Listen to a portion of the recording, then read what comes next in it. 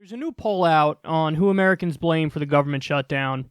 Mediaite says the following: despite the insistence in some quarters that Donald Trump is winning the shutdown showdown, a clear majority of Americans blame Trump and Republicans for what is now the longest government shutdown in U.S. history.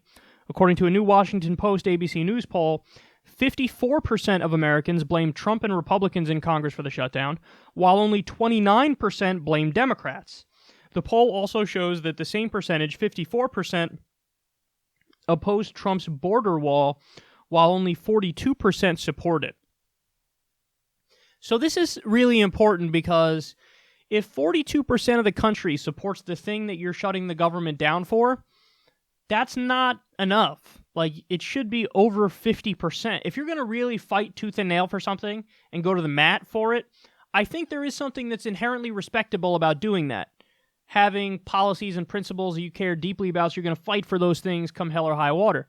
But when it's only 42% of the country that supports this policy, which you're basically grinding the country to a halt over, that's not good politics, and that's not good policy. So is this hurting Trump? Yes. But I have to say, I'm also a little surprised that only 54% of Americans blame Trump and Republicans for the shutdown, when Donald Trump is on record a few days before the shutdown saying, I will shut down the government for border security. I won't put it on you. I will take responsibility for it.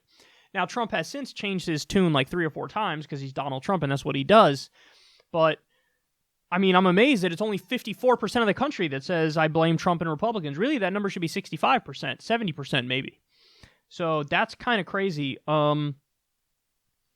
But 29% blame Democrats. That number's interesting because that shows you, I think that those might be the TFGs. Remember how I always say it's between 25% and maybe at most 35%, maybe 20 to 35%. Now 29 seems to be the number because that's the, like, doesn't matter under no circumstance will I give the opposition credit. I'm on Team Trump. Trump is daddy. I'll fight for him no matter what.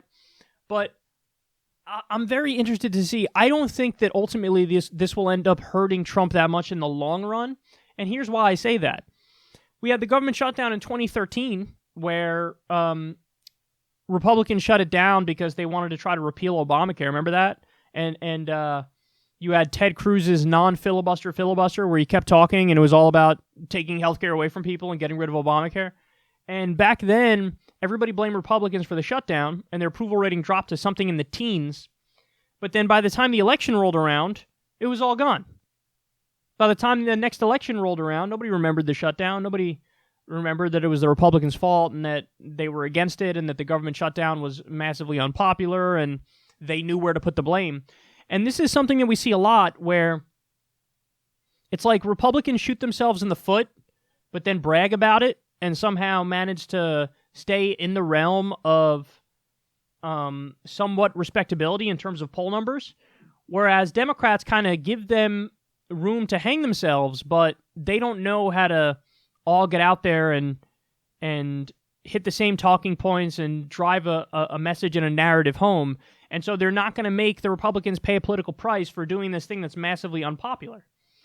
And that's crazy because if the roles were reversed, I think the Republicans would know how to do a full court press and really paint the Democrats as insane extremists who want to shut down the government when they don't get their way and blah, blah, blah, blah, blah.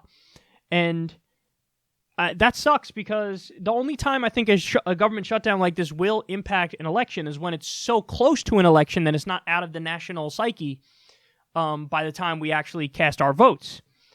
But we're a long way from the next election, so eventually the government will open up, and eventually there will be some resolution. I don't know the details of whatever that resolution will be, but by then, I don't think the Democrats will have made the Republicans pay their pound of flesh over this, and that's a shame.